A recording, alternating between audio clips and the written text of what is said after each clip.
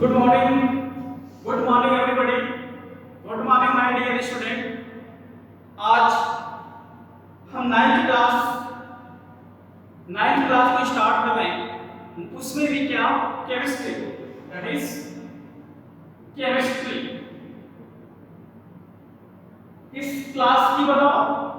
Ninth class. First of all, what is the chemistry? Define it. What is the chemistry?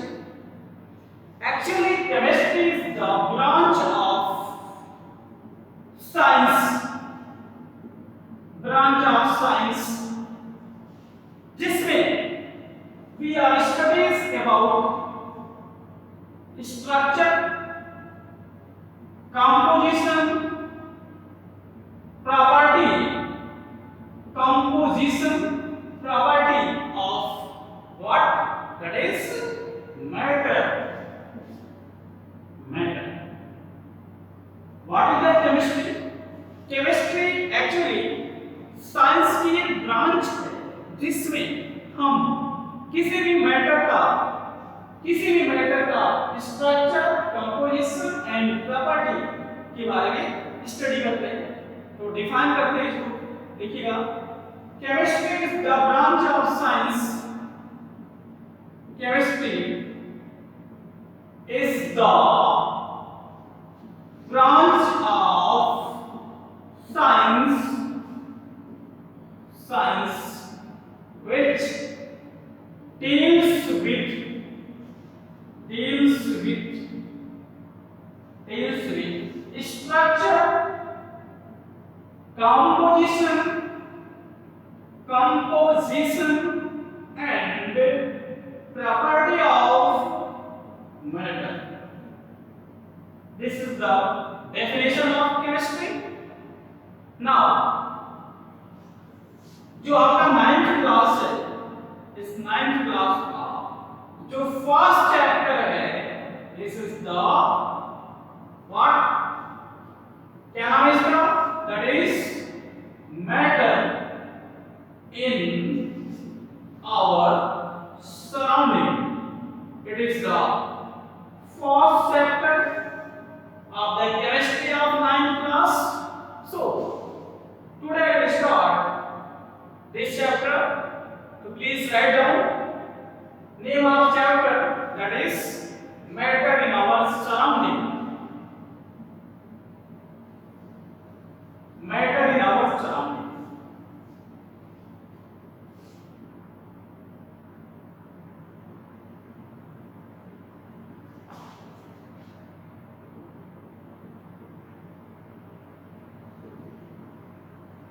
This is the name of chapter. First of all, surrounding. What is the surrounding? ये इसमें mainly दो term है। One is the matter and the is the surrounding. Surrounding का मतलब जहां भी हम रह रहे हैं वहां के आसपास का एनवायरनमेंट। अगर हम बात करें इस पूरे ब्रह्मांड की, पूरे यूनिवर्स की, तो इस यूनिवर्स में दो चीजें होती हैं, एक होता सिस्टम, एक होता सराउंडिंग।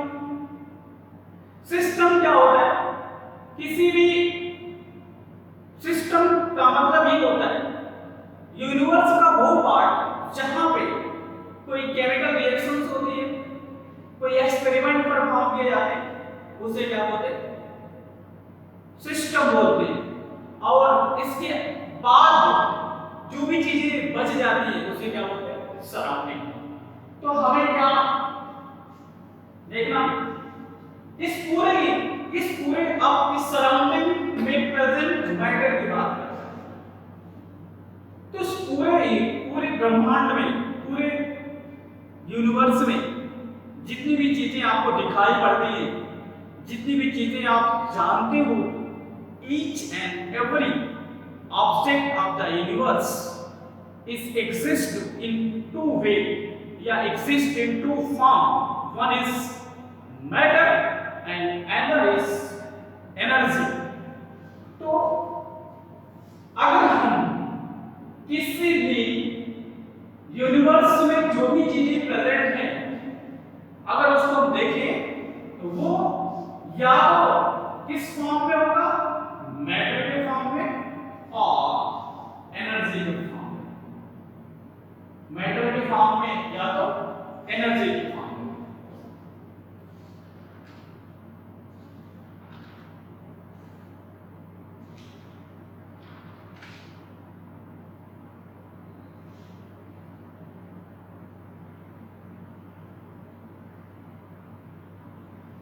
ठीक है, तो लिखिएगा anything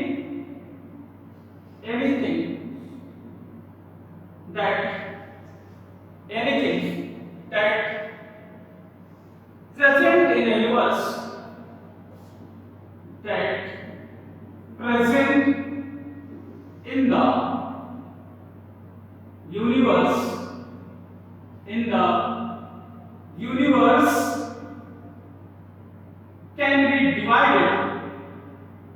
can be divided into two forms.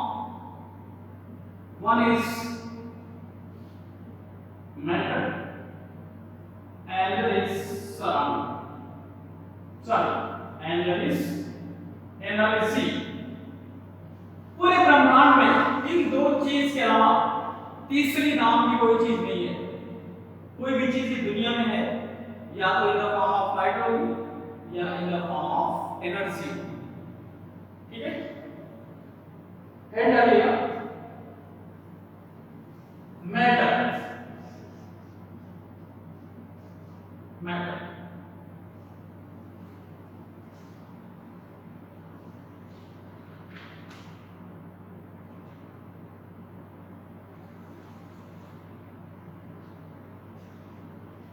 What is the matter? कोई भी ऐसी चीज जिसका अपना कोई मास हो और जो कुछ स्पेस घेरती हो उसे क्या बोलते हैं? Matter. What is the matter? देखिए matter anything of the universe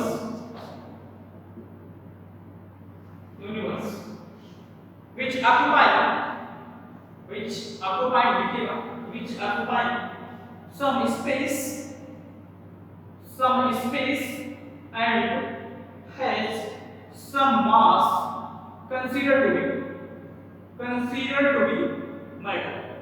दुनिया की कोई भी चीज जिसका अपना कोई मास हो और जो कुछ स्पेस घेरती हो वो क्या कहलाएगी?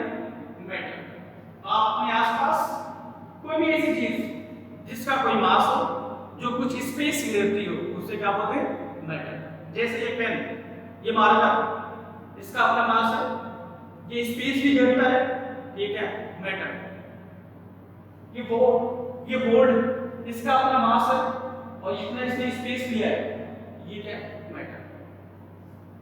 इसके अलावा वो सारी चीजें जिसका ना तो कोई मास हो और ना ही वो कुछ स्पेस घेरती हो उसे क्या बोलते हैं? एनर्जी। क्या बोलेंगे इसे? एनर्जी। फॉर एग्जांपल जैसे लाइट, आपके रूम में बहुत सारे, आपके घर में भी बहुत सारी लाइट लगी हो, उससे जो लाइट आती है वो लाइट क्या है? Form of energy. वो एनर्जी के फॉर्म में आपके पास आती है। क्यों आती है? क्योंकि इस लाइट का अपना कोई मास नहीं है और ये लाइट कोई स्पेस भी नहीं घेरती, ठीक है, एनर्जी। साउंड, मैं बोल रहा हूं, मेरी आवाज आप तक पहुंच रही होगी, ये भी क्या है? एक प्रकार की एनर्जी है। क्यों? क्योंकि मेरी साउंड का कोई मास नहीं है और जब ये साउंड आप तक पहुंच रही है, ये साउंड कोई स्पेशल, कोई अलग से कोई स्पेस नहीं ऑक्युपाई कर रही है, ये भी क्या है? एनर्जी। आप कुछ भी सोचते हो, दैट इज थॉट, आपके दिमाग में कुछ थॉट्स आते हैं, ये भी क्या है? एनर्जी। आप किसी से नफरत करते हो, हेट, ये भी क्या है? एनर्जी। आप किसी से लव करते हो, प्यार करते हो, ये भी क्या है? एनर्जी। जिसका अपना कोई ना मास हो ना कोई स्पेस घेरने की टेंडेंसी हो, उसे क्या बोलते हैं? एनर्जी। अगर वो मास और स्पेस है उसे क्या बोलेंगे? मैटर। हम पढ़ेंगे पहला मैटर। मैटर मैटर देखिए डेफिनेशन से लिख दिया, डेफिनेशन लिख दिया। देखिएगा classification of matter, classification of matter, classification of matter. देखो कोई भी मैटर हो, कोई भी सब्सटेंस हो,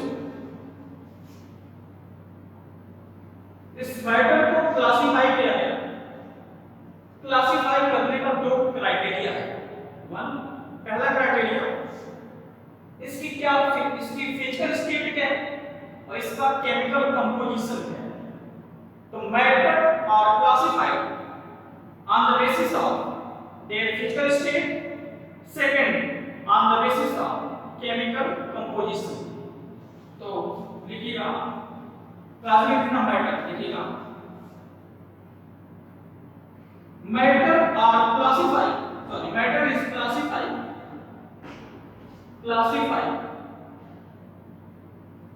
first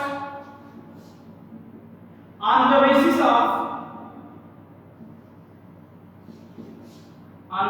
of physical state,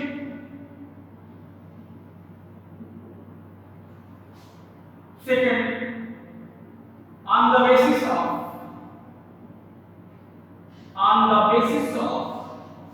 chemical composition, on the basis of chemical composition। किसी भी मैटर को फिजिकल स्टेट के बेस पर क्लासिफाई करना कहलाता है physical classification. This is known as physical classification, this is known as chemical classification of matter। तो first and आएगा, दैट इज पहला एंड आएगा क्लासिफिकेशन ऑफ मैटर। देखिएगा classification of matter on the basis of physical state, on the basis of physical state, that is physical classification। physical state के basis पर matter are five type. कौन कौन से? that is solid, liquid, gas, plasma, ठोस, Einstein. 5 classes हैं, 5 type के हैं। कौन कौन से? Solid, liquid, gas, plasma and ठोस, Einstein. These 3 type of matter exist at normal condition। ये जो मैटर की 3 स्टेट है, कौन कौन सी? सॉलिड, लिक्विड, गैस, ये हमें नॉर्मल कंडीशन पर मिलती है।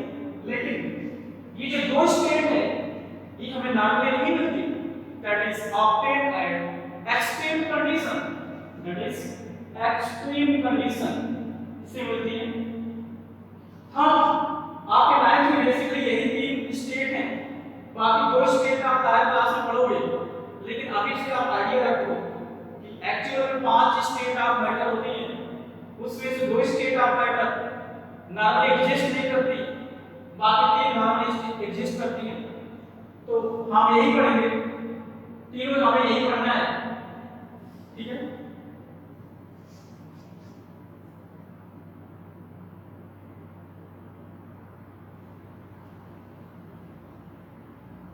ठीक है, एंड आएगा properties of matter. Properties of matter.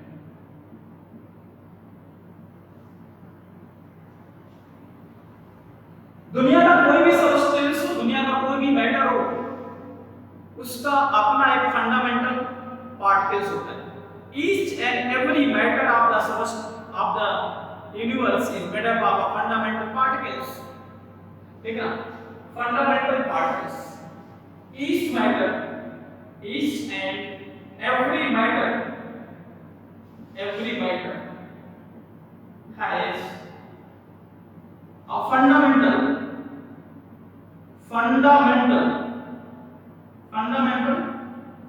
particles। Fundamental particles क्या होता है? किसी भी मैटर की बेसिक यूनिट होती है जिससे वो मैटर बना होता है, या किसी भी मैटर की वो स्मॉलेस्ट या वो सिंपलेस्ट पार्टिकल जो उस मैटर की सारी प्रॉपर्टी को एक्सप्लेन कर देना हो, उसे क्या बोलते हैं? That is fundamental particles. Fundamental particles क्या होते हैं? लिखना दोज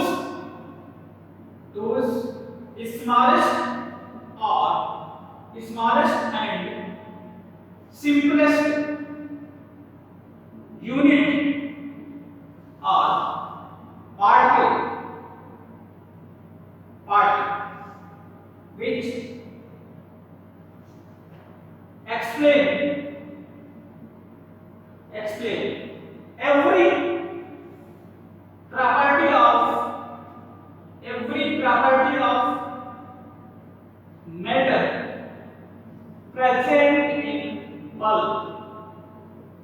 किसी होल सबस्टेंस में, किसी होल मैटर की जो भी प्रॉपर्टी होती है, किसी होल मैटर के अंदर जो भी प्रॉपर्टी पाई जाती है, उस सारी प्रॉपर्टी को जो भी सबस्टेंस, जो भी छोटा पार्टिकल एक्सप्लेन कर देता है, तो यह उस मैटर की फंडामेंटल पार्टिकल्स होता है। जनरली जो मैटर होता है, कोई भी मैटर है, मैटर के अंदर जो पार्टिकल्स होते हैं, हम उसको स्केल के फॉर्म में रिप्रेजेंट करते हैं। अगर मान लो हमारे पास ये कोई मैटर है, ये कोई मैटर है, इस क्या होगा, ये बहुत सारे छोटे-छोटे पार्टिकल्स मिलके बना होगा। This is the particles of the matter. ये सारे पार्टिकल्स हैं जिससे ये मैटर बना है। ठीक है,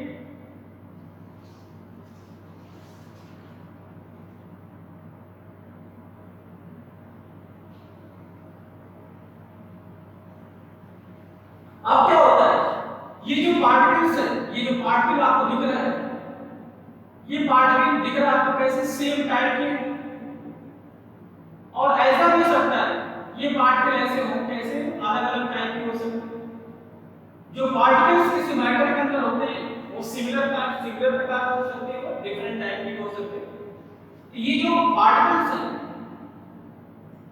पार्टिकल्स हैं, आपको दिख रहा है, ये पार्टिकल दिख रहा है सबको?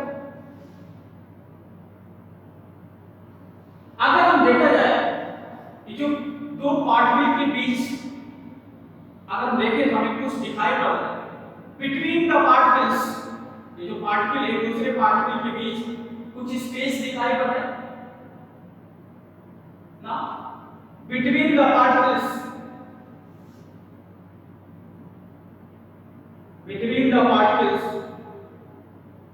have space, particles have space और distance। पार्टिकल के बीच में कुछ ना कुछ स्पेस होता है या कुछ ना कुछ डिस्टेंस होता है। जैसे मान लो पार्टिकल है, अगला पार्टिकल ये, अगला पार्टिकल ये, अगला पार्टिकल ये, अगला पार्टिकल ये बहुत सारे पार्टिकल्स हैं। ये जो एक पार्टिकल ये हो गया, दूसरा पार्टिकल ये, तीसरा ये, चौथा ये। इस पार्टिकल के बीच स्पेस दिख रहा है, इसके बीच स्पेस दिख रहा है, इसके बीच स्पेस दिख रहा है। इस स्पेस या इस डिस्टेंस को क्या बोलते हैं? डिस्टेंस। दिस स्पेस और distance is known as interparticular distance और स्पेस, ये ऐसे को बोलते हैं intermolecular distance। अंदर जो भी पार्टिकल्स प्रेजेंट होते हैं, इस पार्टिकल के बीच में जो स्पेस होता है या जो डिस्टेंस होती है उसे बोलते हैं इंटरमॉलिक्यूलर डिस्टेंस। क्या बोलते हैं? Intermolecular distance.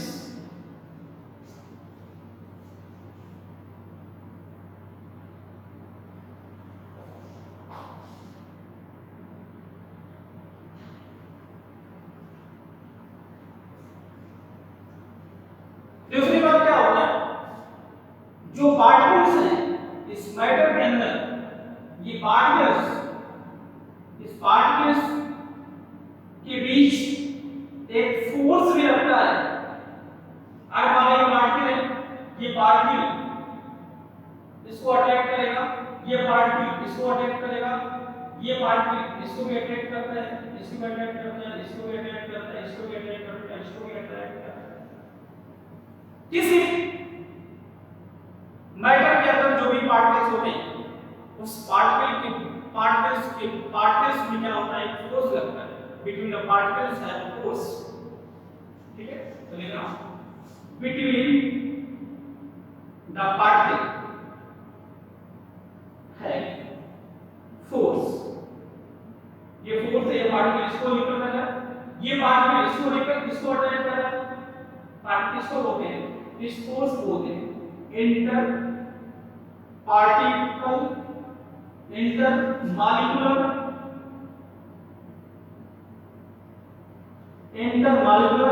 Force. Intermolecular force.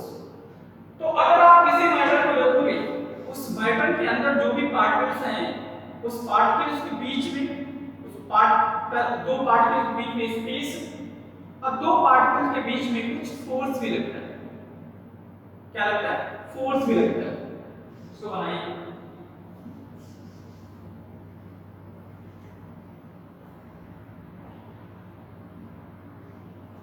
Force. जो ये फोर्स होता है इसका नेचर कैसा होता है? Mainly attractive. कैसा होता है? Attractive in nature. Attractive in nature.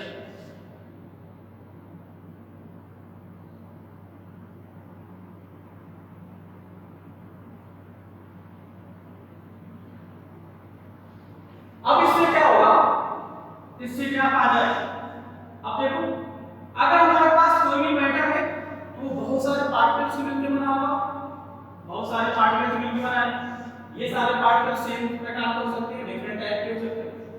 अगर इसके अंदर पार्टिकल्स है, इसके बीच डिस्टेंस होगी और इसमें इसके बीच कुछ फोर्स भी लग रहा होगा, that is force of attraction.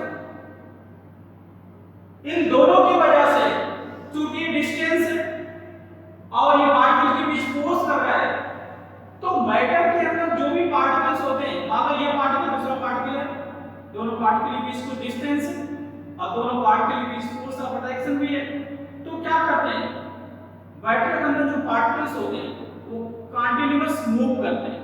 क्या करते हैं? कंटीन्यूअस मूव करते हैं, क्योंकि जो भी मैटर है उसके बीच बहुत सारे पार्टिकल्स हैं, पार्टिकल्स के बीच में स्पेस भी होता है, पार्टिकल के बीच में फोर्स भी लगता है, जिसकी वजह से पार्टिकल्स का कंटीन्यूअस मोशन होता रहता है किसी मैटर के अंदर। तो लिखिएगा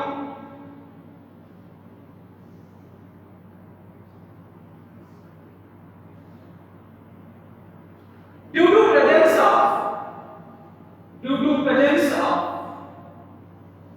presence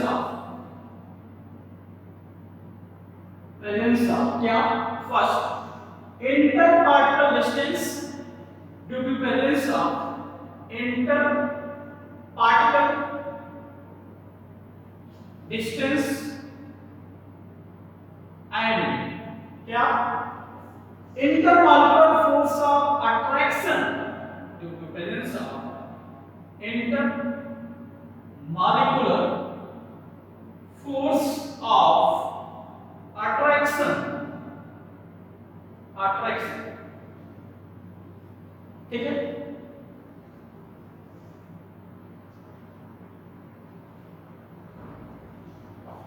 the constituent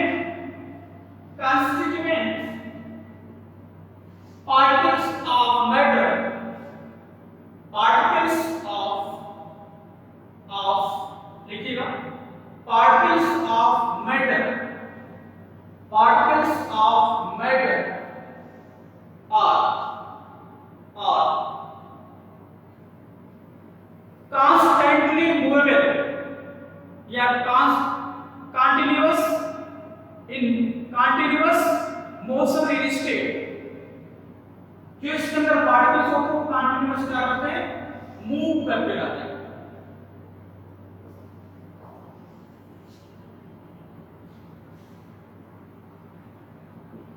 तो मैटर की मैंने तीन प्रॉपर्टी बताया। पहली प्रॉपर्टी क्या होती, किसी मैटर में प्रेजेंट पार्टिकल्स की मैटर में क्या होती है, इंटर पार्टिकुलर डिस्टेंस होती है। किसी मैटर में inter molecular force of attraction होता है और किसी मैटर्स के अंदर जो भी पार्टिकल्स होते हैं वो कंटीन्यूअस मूव करते रहते हैं, कंटीन्यूअस मोशन करते रहते हैं। ये जो कंटीन्यूअस मोशन है कौन सा, वाइब्रेशनल मोशन, वाइब्रेशनल मोशन। कौन सा मोशन करते हैं, वाइब्रेशन करते रहते हैं। जो पार्टिकल्स हैं वो वाइब्रेट करते हैं। कैसे वाइब्रेट करते हैं, ये मान लो ये पार्टिकल है, ये दूसरा पार्टिकल है और ये दोनों पार्टिकल के बीच में स्पेस है और अगला ये पार्टिकल है, इसकी बगल में ये अगला पार्टिकल है, ये स्पेस है। अब ये पार्टिकल्स जो है ये पार्टिकल की ये मेन पोजीशन है। तो मैटर के अंदर जो पार्टिकल है अपने मेन पोजीशन से टू एंड फ्रो आगे पीछे क्या करता है, मोशन करता रहता है। इसी को बोलते हैं वाइब्रेशन मोशन। क्या करता है, जो पार्टिकल्स होते हैं वो अपने मेन पोजीशन से क्या होते हैं, मूव करते रहते हैं। इसका मतलब जो पार्टिकल्स होते हैं उसकी अपनी काइनेटिक एनर्जी होती है, अपनी एनर्जी होती है। समझ में आएगा, तो नोट डालिएगा, नोट डाल लीजिए। पहली बात देखिएगा,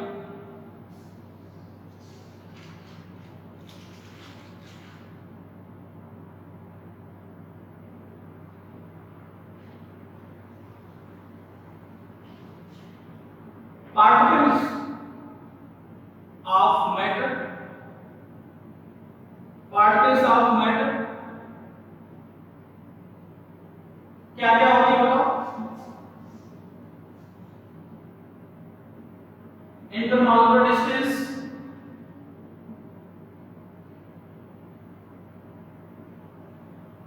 inter molecular force of attraction, दूसरा वाइब्रेशन, पार्टिकल क्या करते हैं, वाइब्रेशन करते रहते हैं।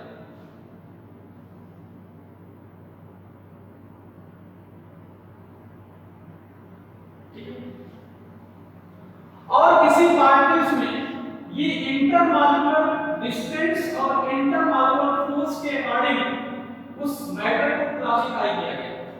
जो मैटर का क्लासिफिकेशन है solid, liquid, gas, these are on the basis of intermolecular distance and intermolecular force of attraction। लिखिएगा, state of matter, state of matter, the state of matter कौन कौन सी, solid, liquid and gas. The state of matter bracket में लिखिएगा, solid, liquid and gas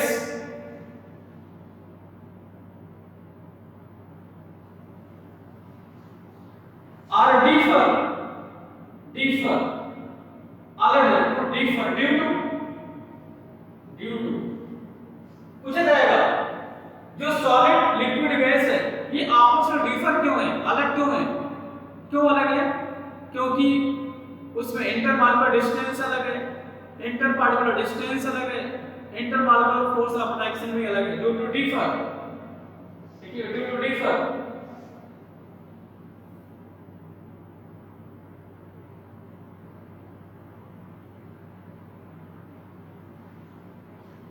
intermolecular distance and intermolecular force of attraction।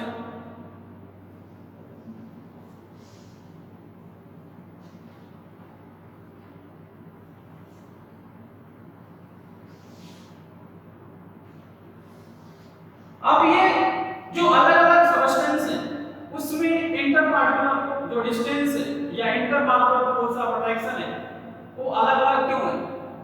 ये इसलिए अलग अलग है कि हर प्रकार का मैटर, चाहे वो सॉलिड लिक्विड गैस हो, उसके अंदर जो पार्टिकल्स हैं जो उस मैटर को कांस्टिट्यूएंट के रूप में प्रेजेंट है, उसका अरेंजमेंट क्या होगा? अलग अलग होता है, अलग अलग होता है। ठीक है, किसी मैटर्स के अंदर जो भी कांस्टिट्यूएंट पार्टिकल्स हैं उसका जो पैटर्न ऑफ अरेंजमेंट है वो डिफरेंट होने की वजह से उस पार्टिकल्स की उस मॉलिक्यूल्स की या उस मैटर के अंदर जो पार्टिकल्स प्रेजेंट हैं उसकी इंटर पार्टिकुलर डिस्टेंस अलग अलग है और उसके बीच जो फोर्स है वो भी अलग अलग है। इसके पीछे रीजन क्या है बताओ? इसका जो अरेंजमेंट ऑफ मैटर है वो क्या है? अलग अलग है। लिखना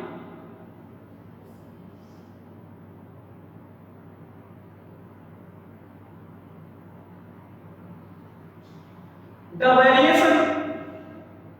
variation in intermolecular force and intermolecular distance between constituent particles are due to different type of packing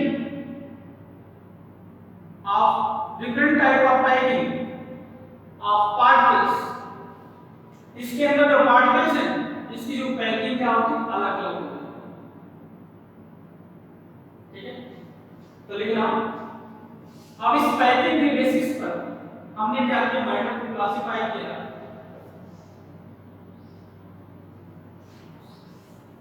तो लिखना difference between solid liquid gas, यहां पे सॉलिड,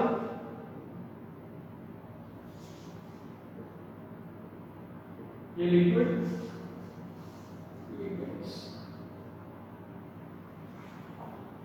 सॉलिड लिक्विड गैस। यहां पे लिखेंगे property,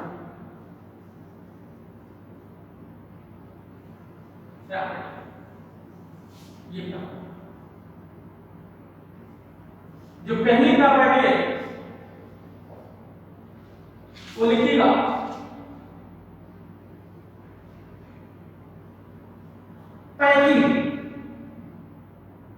packing of constituent particle of matter, packing of constituent particle of matter। अगर हमारे पास कोई सॉलिड है, इस सॉलिड के अंदर जो भी पार्टिकल्स है, मान लो ये पार्टिकल्स है, इसके अंदर जो भी पार्टिकल्स है इसकी जो पैकिंग होती है वेरी टाइट होती है, हम क्या कहते हैं? In the solid the particles are tightly arranged या पार्टिकल्स आर टाइटली पैक्ड। क्या होता है? टाइटली पैक्ड होते हैं, tightly packed particles, tightly packed particles होते हैं। आप समझे ध्यान से, अगर ये पार्टिकल्स जो टाइटली पैक्ड हैं, अगर ये पार्टिकल टाइटली पैक्ड हैं, इसका मतलब क्या है? इनके बीच का जो स्पेस है जिसे आपने बोला था इंटरमॉलिक्यूलर डिस्टेंस, वो क्या है? लीस्ट है। तो सॉलिड के अंदर जो पार्टिकल्स होते हैं उसकी पैकिंग बहुत टाइट होती है, जिसकी वजह से जो इंटरमॉलिक्यूलर डिस्टेंस होती है वो लीस्ट होती है। अब जब इंटरमॉलिक्यूलर डिस्टेंस लीस्ट होगी उसके बीच जो लगने वाला फोर्स था वो क्या होगा? मैक्सिमम। तो लिखिएगा रिजल्ट, इसका क्या रिजल्ट है? टाइटली पैक्ड पार्टिकल की वजह से क्या होगा? रिजल्ट 1। इंटरमॉलिक्यूलर डिस्टेंस क्या होगी बताओ? Intermolecular distance between the particles क्या होगा बताओ? Least. Second result intermolecular force of attraction, intermolecular force of attraction, ये क्या बताओ? मैक्सिमम। क्या होता है मैक्सिमम। अगर हमारे पास कोई मैटर लिक्विड स्टेट में, किसमें लिक्विड स्टेट में, इस लिक्विड स्टेट के अंदर जो भी पार्टिकल्स हैं, ये जो पार्टिकल्स हैं उसकी जो पैकिंग है सॉलिड के कंपैरिजन में क्या होती है, लूज होती है। कैसी होती है, लूज पैकिंग होती है। हम कह सकते हैं इसमें क्या होगा, पार्टिकल्स आर लूजली पैक्ड। कैसे होती है बताओ, लूजली पैक्ड। इसका क्या करना होगा, अगर पार्टिकल लूजली पैक्ड होंगे तो इसके बीच का जो इंटरमॉलिक्यूलर डिस्टेंस होगा क्या होगा, ज्यादा होगा एज कंपेयर टू सॉलिड। और इसके बीच लगने वाला इंटरमॉलिक्यूलर फोर्स भी क्या होगा, कम होगा एज कंपेयर टू सॉलिड, क्योंकि पार्टिकल दूर दूर होंगे। अगर पार्टिकल्स दूर दूर हैं तो उनके बीच लगने वाला फोर्स ऑफ अट्रैक्शन क्या होगा, कम होगा। तो रिजल्ट क्या है, that is intermolecular distance is more as compared to solid. Second, intermolecular force of attraction is less as compared to solid. What about gas? किसी गैस के अंदर, किसी भी गैस के जो पार्टिकल्स होते हैं वो क्या होते हैं, बहुत दूर दूर होते हैं। इसका मतलब उसकी जो पैकिंग होती है क्या होती है, बहुत ही लूज होते हैं। इतनी लूज होती है कि ये पार्टिकल्स फ्री टू मूव, ये मूव कर सकते हैं फ्रीली। तो लिखना particles are freely movable, particles are freely movable. ठीक है, अगर particles free to move, intermolecular distance क्या होगी, बहुत ज्यादा, फोर्स ऑफ अट्रैक्शन क्या होगा, बहुत कम। ठीक है, सेकंड प्रॉपर्टी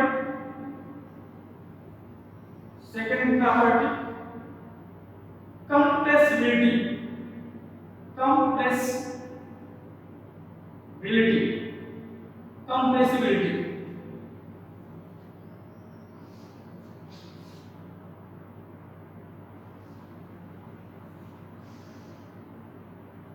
कंप्रेसिबिलिटी क्या होगी, अगर हम किसी को कंप्रेस करें, इसका मतलब क्या है, उस पर प्रेशर लगाएं, उस पर क्या लगाएं, प्रेशर अप्लाई करें। अब हमें ये देखना है कि यदि हम सॉलिड पर, लिक्विड पर, गैस पर, ये जो तीनों स्टेट ऑफ मैटर है, अगर हम उस पर प्रेशर लगाएं उस पर क्या असर होगा। आपको पता है जो सॉलिड होते हैं, सॉलिड के जो पार्टिकल्स होते हैं वो टाइटली पैक्ड हैं। अगर वो पार्टिकल्स टाइटली पैक्ड हैं, जब आप इस पर फोर्स अप्लाई करोगे, इस सॉलिड पर फोर्स लगाओगे, क्योंकि सिंस इसके बीच जो इंटरमॉलिक्यूलर डिस्टेंस है बहुत कम है, तो फोर्स अप्लाई करने पर जो पार्टिकल्स हैं उस पार्टिकल्स के बीच में डिस्टेंस कम होने की वजह से उस पार्टिकल्स में शिफ्टिंग या उस पार्टिकल की पास आने की टेंडेंसी क्या होगी, बहुत कम होगी। जब टेंडेंसी बहुत कम है, इस पार्टिकल्स को हम शिफ्ट नहीं कर सकते, ऐसा नहीं कर सकते इस पार्टिकल को यहां भेज दें, तो क्या होगा, पार्टिकल्स जहां होंगे प्रेशर लगाने पर भी वही होंगे। उस पार्टिकल्स का जो डिस्टेंस है उस पर कोई फर्क नहीं होगा। जब उस पर कोई फर्क नहीं पड़ेगा तो पार्टिकल्स की जो कंप्रेसिबिलिटी होगी ऑलमोस्ट क्या होगी, नहीं होगी। ठीक है, since in the case of solid the interparticular distance is very less, so on applying the pressure on the solid the tendency to come closer is very less, so the compressibility of solid is very less. तो लिखना, इसमें लिखिएगा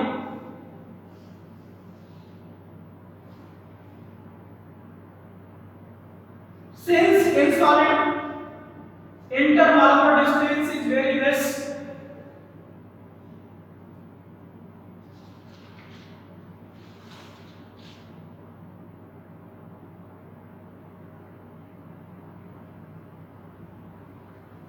So solid cannot be solids cannot be compressed. That is compressibility of solid, compressibility of solids is almost nil. Solid की जो compressibility होती है almost क्या होती है, नील होती है। लिक्विड के अंदर क्या होगा, लिक्विड के पार्टिकल्स भी दूर दूर होते हैं, लेकिन पार्टिकल्स इतने दूर नहीं होते कि यदि उस सॉलिड पर हम प्रेशर लगाएं तो पार्टिकल्स अपनी जगह से शिफ्ट हो जाएं, अपनी जगह से डिस्प्लेस हो जाएं। जैसे मान लो ये दो पार्टिकल्स हैं, ये तीसरा पार्टिकल्स है, अगर आप इस लिक्विड मैटर पर फोर्स लगाओगे या कोई प्रेशर अप्लाई करो या कोई प्रेशर लगा दिया, इस पर प्रेशर लगा रहे तो ऐसा नहीं होगा, ये जो पार्टिकल्स है वो यहाँ से शिफ्ट होकर यहाँ आ जाएगा, पास में जाएगा। ऐसा नहीं होगा कि ये पार्टिकल शिफ्ट होकर यहाँ आ जाएगा। ठीक, हाँ ये बात जरूरी है, ये बात जरूर है कि लिक्विड के पार्टिकल्स दूर दूर हैं, लेकिन इतना दूर नहीं है कि हम उसे कंप्रेस करके हम उस पर प्रेशर लगा के पार्टिकल्स की डिस्टेंस को, पार्टिकल्स की पोजीशन को हम क्या करते हैं, चेंज कर दें। समझ में आई बात? तो इसमें भी प्रेशर लगाने पर पार्टिकल्स की डिस्टेंस चेंज नहीं होती, इसलिए क्या होगा, सो लिक्विड्स भी कंप्रेस नहीं किए जा सकते। ठीक है, liquids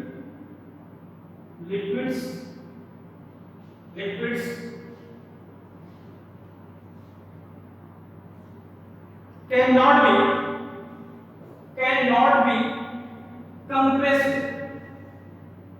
That is compressibility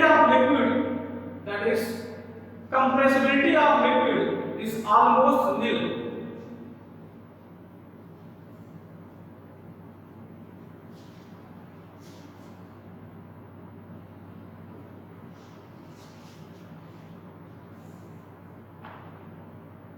Third property,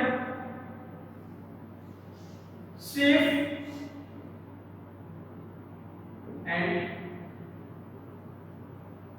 valuable।